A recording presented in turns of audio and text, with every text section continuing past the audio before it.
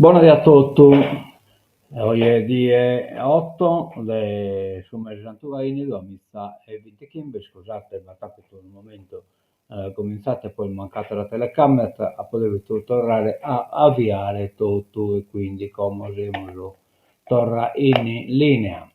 Bene, cominciamo diretto a Sadie, cominciamo, ecco la die si presenta de voi, che lo libero, tutto bello dialettino, come stiamo nato sempre, e in realtà Zaida. Bene, vediamo di non su Saravallo, 24 gradi temperatura massima, 14 gradi sa minima, coculato, spalazzato viene da sa strese e poi coculato da sa strese in poi. Trasa, Giovia, coculato tutto la via praticamente, la via deve presentare verso la sel de zero, ma che su 20 poche probabilità, quindi insomma non credo che sia gai meta. Andiamo a sa Rittenova, sa bene, vamos a autunno in Barbagia, le Ananie, che come este uniche su doi, che sabato uniche e domenica doi, che de Santo Gaini. Idemo sono Paco lo programma, già ore 9:30, apertura delle cortes con degustazione dei prodotti tipici ed esposizione dell'artigianato locale. Lungo tutto il percorso sarà possibile osservare le massaie intente alla lavorazione della semola, della farina, del pane, della pasta e dei dolci tipici caratteristici della festa. Ore 10:30, apertura MUMO, Museo Multimediale dell'Organetto Orani. Bene, questo MUMO è interessante. Il problema è che non bisogna nessuno e nessuno due. Ore 10:30, apertura della mostra Organitto, a cura del maestro Dottore Chessa, mostra di organetti e fisarmonica della collezione Dottore Chessa, presso la sede della Scuola Civica di Musica e che scuole elementari. Ore 10:30, apertura della mostra Sonoso de Canna, a cura del maestro Sergio Balla, dimostrazione degli strumenti e lezioni di fiato continuo, presso la sede della Scuola Civica di Musica e che scuole elementari. Questo non mi ha fatto manco cara, quindi lo lasciamo perdere. Dalle ore 11:00 musica itinerante per le vie del paese.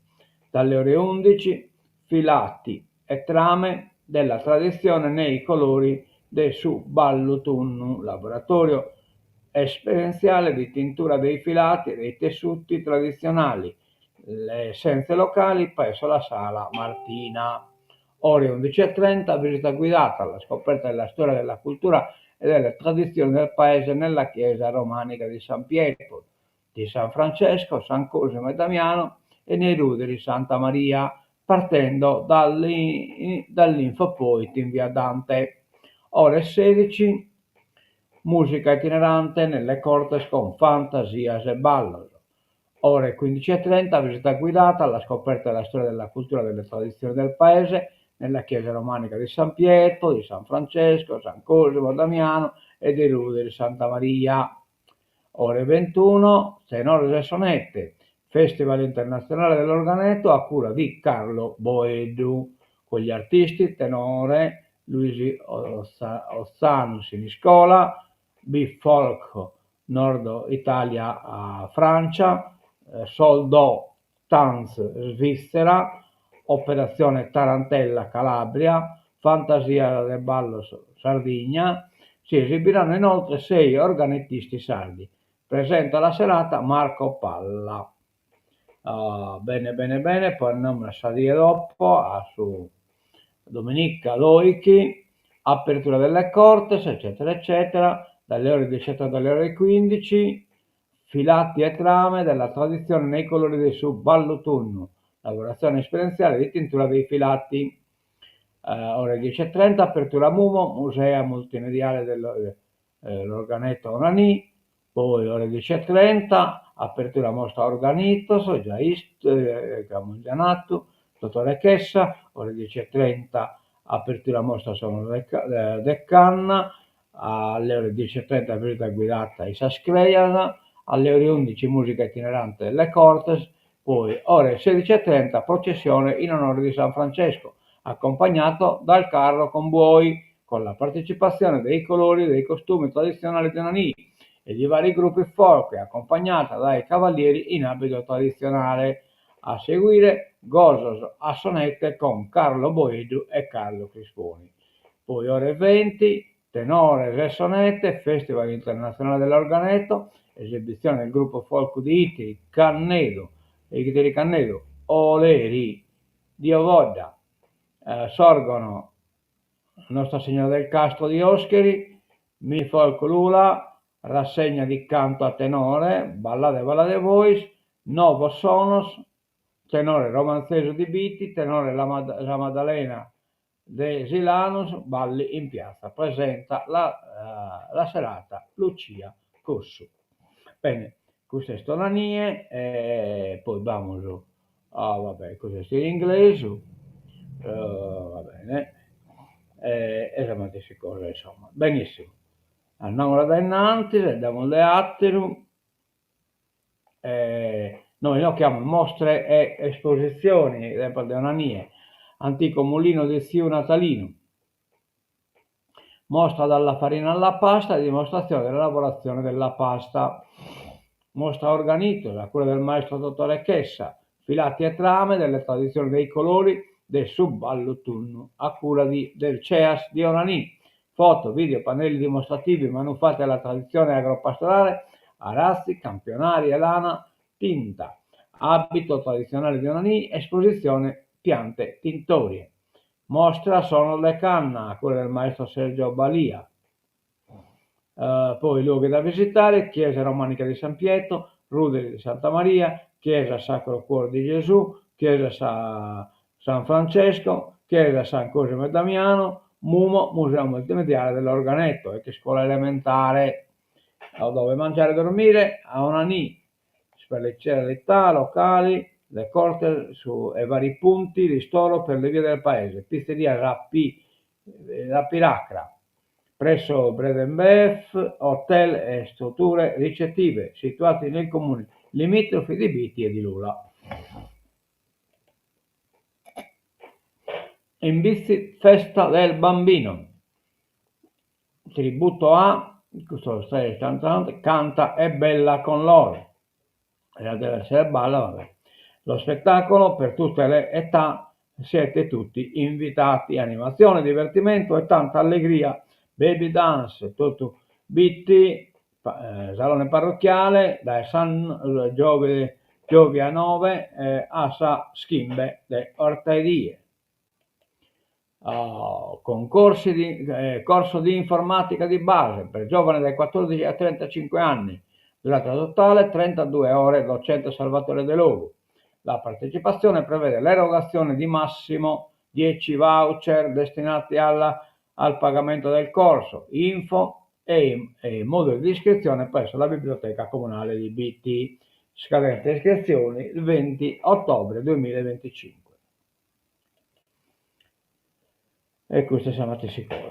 Andiamo da innanzi, Orune, rapina di Orune, caso chiuso, Nuova Sardegna, si è costituito il secondo ricercato ritenuto responsabile del colpo alla tabaccheria.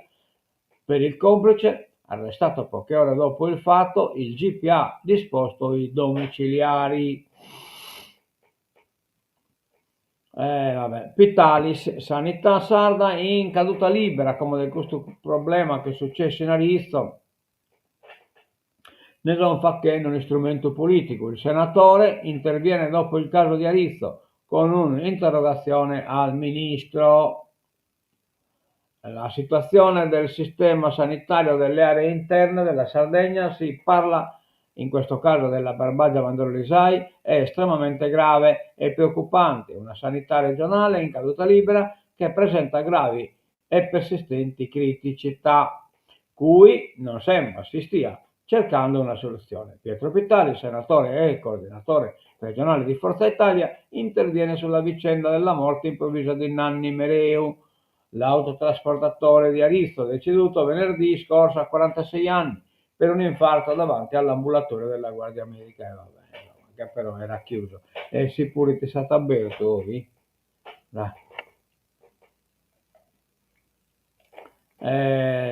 Allora, il treno passa in consiglio, un accordo per la Nuoro Olbia. L'Aula vota a favore della mozione. Dubbi dalla minoranza? Sai io e non fanno niente. Allora, il sogno di collegare il capoluogo della Barbagia al resto dell'isola con le tratte ferrate non tramonta, neanche in consiglio comunale, anzi senza nuovi spazi e nuovi orizzonti. Nella mozione presentata al Movimento 5 Stelle populista, poi ampiamente discussa e approvata con i voti della maggioranza del sindaco Emiliano Fenu. L'obiettivo è chiaro: per i pentastellati guardare allo sviluppo di Olbia e alla Gallura è una priorità. Sono soddisfatto per l'approvazione della mozione per lo sviluppo del trasporto tra Nuoro e Olbia, finalizzata a chiedere che venga stipulato un accordo di programma tra Nuoro e Olbia e la Regione. Con questa mozione il Comune avrà un ruolo centrale nella definizione delle politiche regionali di trasporto e si darà l'avvio ad un piano di sviluppo infrastrutturale insieme alla provincia, naturalmente in termini istituzionale provincia. Questo è il commento del capogruppo M5 Stelle in Consiglio regionale Stefano Ferreli, quindi già dalla ferrovia, va bene. Manco male che bisogna. Andiamo Lugalo a più collegamenti con Olbia sia alle mozioni sul trasporto e disabilità. Sono soddisfatto per l'approvazione dell'ampia maggioranza, e questo è sempre sul treno, poi Elisetta Bidoni, via libera anche alla mozione di progetto per Nuoro dell'Elisetta Bidoni sul futuro delle persone con disabilità, passata con 20 sì e 2 astenuti. L'impegno della Giunta si concretizzerà in 2 qualificati interventi, spiega Elisetta Bidoni e Mario Carcassi. Il primo orientato ad effettuare un'indagine conoscitiva sulle motivazioni che hanno impedito l'apertura del centro diurno di Marreri e a trovare le relative soluzioni. Quindi tancato è sul centro diurno di Marreri. Sono convinto sempre Schiga l'Alberto. Sanità. Visite comunque garantite. Blackout digitale paralizza il centro prenotazione all'ASL di Nuoro. Una giornata da dimenticare per operatori sanitari e cittadini per i disservizi informatici che hanno paralizzato ieri la casa della comunità San Francesco a Nuoro e in parte anche l'Eccesinam. Il blackout digitale ha reso irraggiungibili il sito istituzionale, la rete intranet, mail, centralini e il CUP, causando disagi sia al personale sanitario che alle utenze.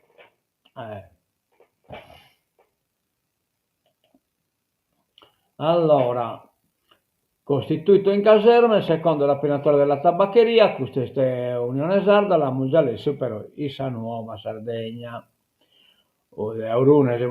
L'Università di Sassari scopre le ceramiche di Barbagia. Studenti sardi e il docente di un ateneo danese ospiti di Confartigianato.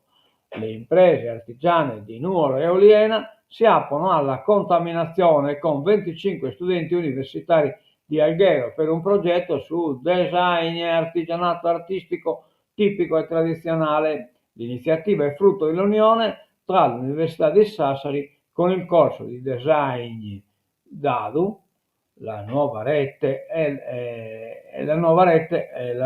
artigiani di Barbagia e Confartigianato Nuoro Gliastra ed è inserita all'interno del progetto di sostegno e valorizzazione dell'artigianato artistico tipico e tradizionale del Nuorese e della Barbagia. Vabbè, non dispiace chi non vi sia terra pintata.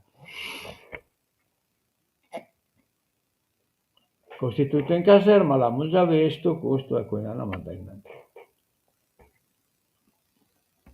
Il progetto Litio nel futuro del Sulcis, pregiudizi infondati, altro che infondati. Il progetto Litio praticamente sa Glencore, Export Verme SRL, cioè attualmente Gallo porta avere SRL e ste cusso che va ora in Sardegna tutta la batteria al guas Michele Cusumatas, insomma, esaurita da anche la simbolare in Sardegna, che si scusa da anche Occareso Litio, Garofalo, costa troppo produrre piombo e zinco, non si fidano di noi, ignorano i dettagli del piano, cioè questo è uno scherzo, tornare a fottire, già non Diana imbriacato chi sa portare SRL, che praticamente che si scusa di produrre zinc e piombo, dai, sul fumo di acciaieria, noi abbiamo un montonaglio di 6 milioni di tonnellate di fumo di acciaieria, come non che querem baule la batteria, sa?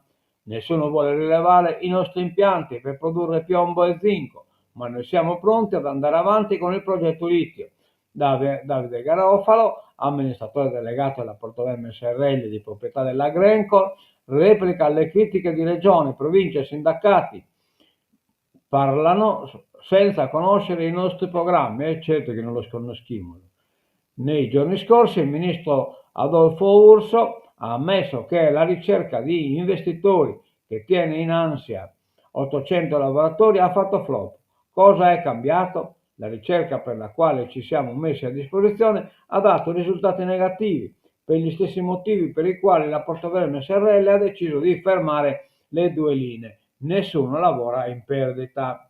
Vi accusano di aver fermato tutto solo per portare all'estero le produzioni.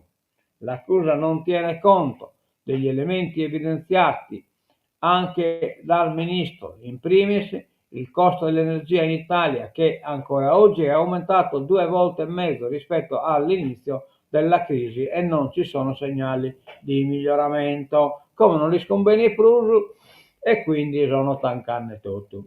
Nos hanno avvelenato e come si incannano. Comparto unico, oggi è via libera, ma senza parità. Siamo sai danne dei sono dipendenti scomunali, chi si chiede, cioè chi hanno fatto proposta di essere equiparata a solo dipendente regionale, che non si comprende. Poi te un impiegato in sa regione picca e tu un stipendio per mano di questo che piccati nello comune. Un passo verso il riequilibrio. Mozzo ha avviato un processo.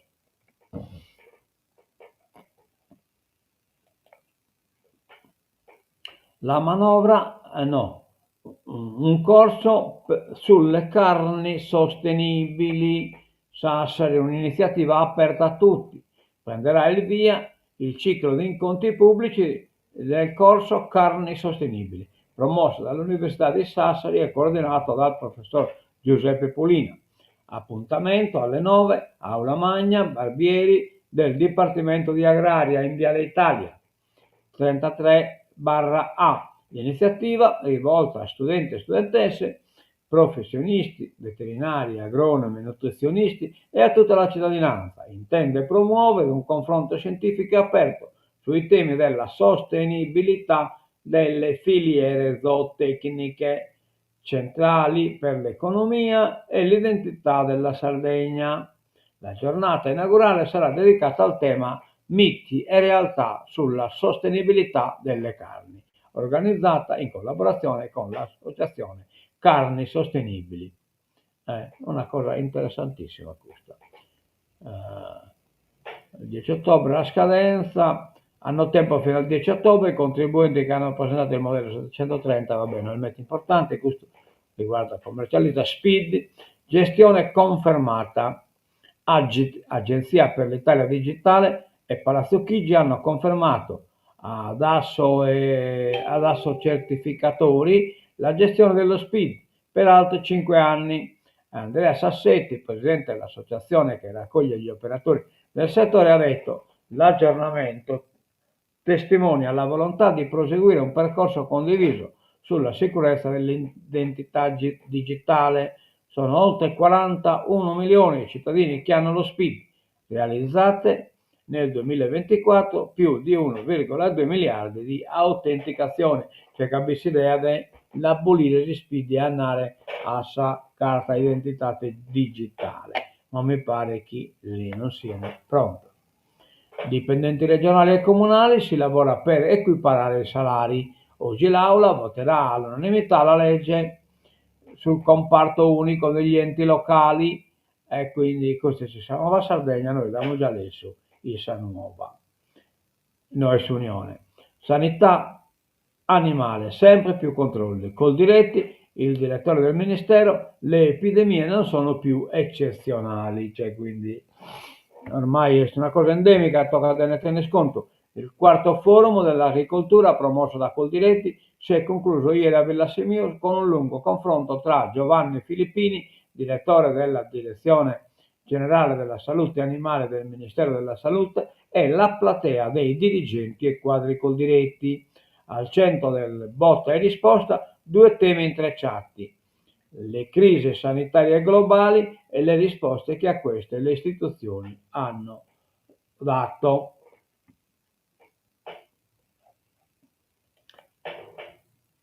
Turismo, controlli e multe, le nuove attività sono 20.000, cioè che sono e siete da fuori, insomma, tutto questo schema abusivo. Manca, in realtà, conta la qualità.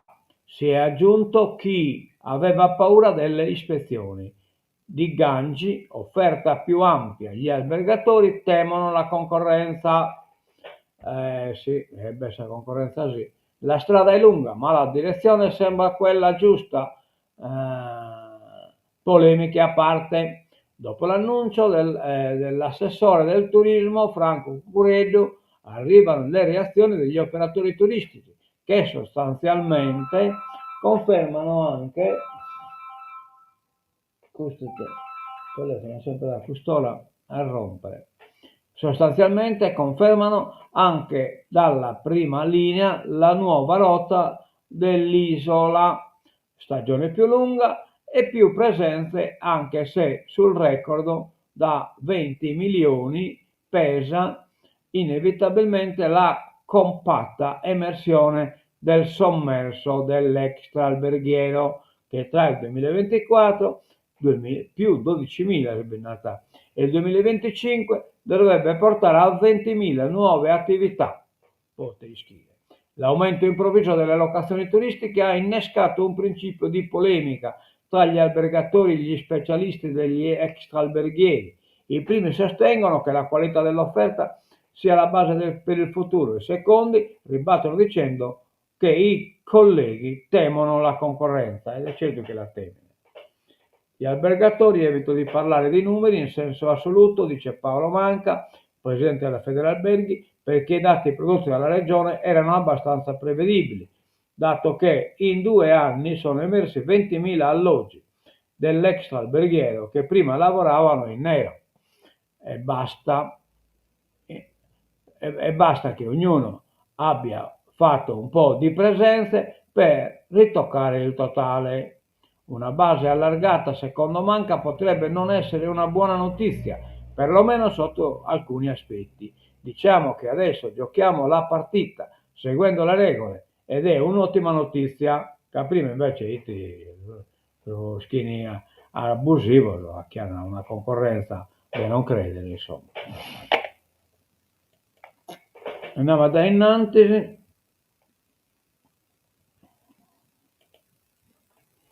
Inocchiamo le nuove regole UE, caro acqua, bollette più care del 2,3%. La nuova direttiva europea sulle acque reflue urbane porterà ad un incremento medio del 2,3% delle tariffe idriche, secondo le stime di Ricerche. La misura al centro della prima giornata di H2O 2025, la fiera internazionale dedicata al settore idrico in corso fino al 9 ottobre a Bologna Fiere, mira a rendere gli impianti di depurazione europei energeticamente autosufficienti entro il 2045, riducendo l'impatto ambientale e migliorando la qualità dell'acqua. Quindi questo qualche scusto si aumenta la bolletta del sabato. Allora, andiamo da innanzi, politica internazionale, intesa entro il weekend, Hamas rilascerà gli ostaggi, siamo in riunione sarda. Meloni, io denunciata per genocidio. Mattarella, il 7 ottobre, pagina turpe. Vabbè, speriamo che sia questo rilascio degli ostaggi e pacche. Il negoziato a Sharm el-Sheikh sul futuro di Gaza è andato avanti anche nel secondo anniversario del massacro del 7 ottobre, data marchiata a fuoco nella coscienza collettiva israeliana e ricordato ieri anche dal Presidente della Repubblica Sergio Mattarella come una pagina turpe della storia. E le prime indicazioni dei mediatori condivise dalla fazione palestinese hanno confermato un clima positivo nei colloqui indiretti con Israele per trovare un punto di incontro sul piano Trump. Vabbè. Francia, ultima carta per Le Cornu. Le Cornetti, incaricato di ex primo ministro, di ex governo, si punta ad un governo di scopo. Le Pen boicotta i negoziati. Vabbè. Le Pen è sconvinta di Ingrid dopo che si incarica imbuzzaccato dello contributo europeo e essere anti-europeista. È una corsa contro il tempo quella di Sébastien Lecornu, il primo ministro dimissionario della Francia, incaricato dal presidente Emmanuel Macron di trovare entro stasera una quadra per uscire dal caos e dall'incertezza politica che attanagliano la seconda economia della zona euro. Mentre Marine Le Pen e Jordan Bardella, l'Assemblea nazionale, boicottano i negoziati e l'ultima chance. Con il primo ministro moltiplicano gli appelli per un imminente ritorno alle urne. Le Cornu ha ricevuto per tutto il giorno le forze politiche a Montignon. Obiettivo: arrivare ad una sorta di governo di scopo che porti a casa almeno due priorità per la Repubblica: il varo di una manovra finanziaria per il 2026 e l'avvenire istituzionale della Nuova Caledonia. Ecco qua, ecco, questo è importante, questo popolo kanaki. Dopo aver minacciato di uscire dal governo in aperta polemica con Le Cornu, il Presidente della Repubblica e il Ministro dell'Interno dimissionario Bruno Retailleau, indicato da molti come principale fautore della crisi, ha aperto intanto uno spiraglio per un eventuale ritorno del suo partito nel futuro esecutivo. I repubblicani, ha detto ai microfoni di CNews, sono pronti a governare, a condizione che si tratti di una coabitazione con i macroniani e che i repubblicani non vengano diluiti nel campo presidenziale. Vabbè, è una politica che schifo. Comunque Nuova Caledonia è una colonia francese che a largo 1000 chilometri. Hamas apre al disarmo dei miliziani. Netanyahu, la guerra può finire. In occasione di Nuova Sardegna, Israele e una parte della delegazione palestinese accettano il piano di Trump. Va bene. Il PD si interroga sul campo largo. Dopo il KO elettorale in Calabria. Il giorno dopo la netta sconfitta in Calabria, il campo largo mostra qualche affanno e lascia intravedere malumore sia all'interno dei partiti che dell'intera coalizione. Nel PD tornano alla carica i riformisti, mettendo in discussione il totem dell'unità del centro-sinistra senza una convergenza su temi considerati fondamentali. La vicepresidente del Parlamento europeo, Pina Picierno, in una intervista al quotidiano nazionale, lo chiama proprio così. Il campo largo non può essere un totem né un atto di fede, è uno strumento, non un fine. Oggi dobbiamo passare all'unità come riflesso automatico, all'unità come scelta consapevole, fondata su una visione comune. Serve un'alleanza con una cultura politica riconoscibile, una politica estera coerente, regole di confronto democratiche ed una chiara impronta riformista, altrimenti più che un campo largo rischiamo un campo confuso. La costruzione di una coalizione unitaria non è una corsa dei 100 metri, ma una maratona. Tiene il punto Marta Bonafoni, coordinatrice della segreteria del Nazareno, ricordando che in questi anni siamo riusciti a rovesciare 2 volte il governo di una regione, in Sardegna e in Umbria, e lo abbiamo fatto perché uniti. Vabbè. In Sardegna picanne poi spacco vuoto. Ilaria Alice salva per un voto, evita il carcere duro di Orbán. Dal Parlamento europeo immunità tra le polemiche, elite Salvini-Tajani. Vabbè, Salvini è italiani go, italiani gai, però intanto che una italiana è stata processata da un governo, possa morire di usia, che non beh, la democrazia non si scrive manchi su vocabolari. Nobel premiati i padri del quantistico, cioè abbiamo dato il primo Nobel su adesso immunologia o invece il premio Nobel su adesso fisica. Sono Kark, Devoret e Martinis, insigniti per i loro studi sul tunneling. Il Nobel per la fisica 2024 è stato assegnato a eccetera eccetera, l'abbiamo già adesso, i loro studi sul tunneling quantistico, fondamentali per lo sviluppo delle tecnologie digitali del futuro, cioè il computer quantistico. Il Comitato Nobel ha sottolineato che le ricerche dei 3 scienziati iniziate negli anni 80 abbiano aperto la strada ad innovazioni come computer quantistici, crittografia e sensori quantistici.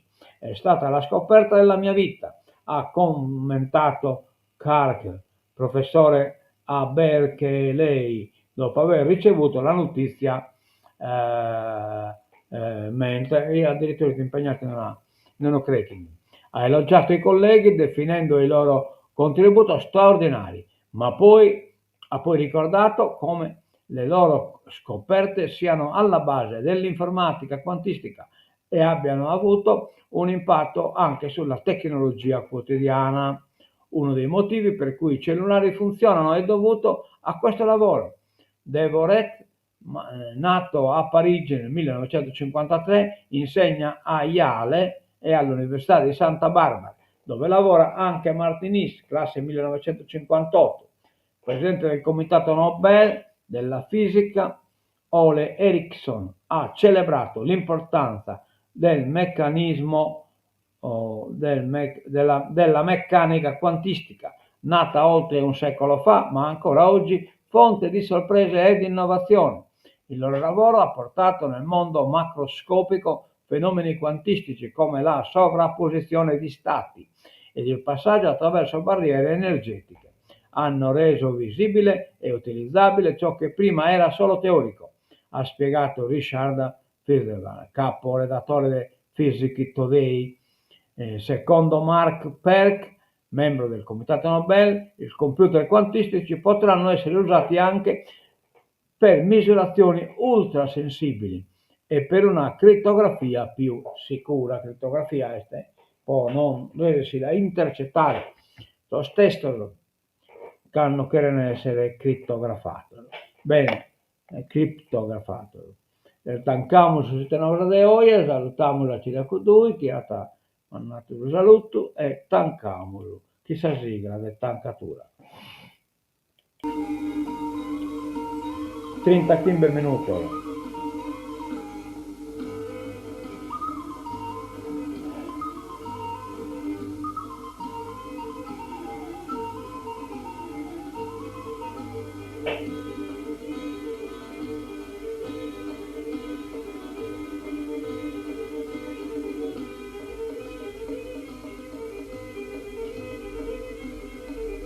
Ammento il video e di buon a tutti da Bischi TV. Adioso.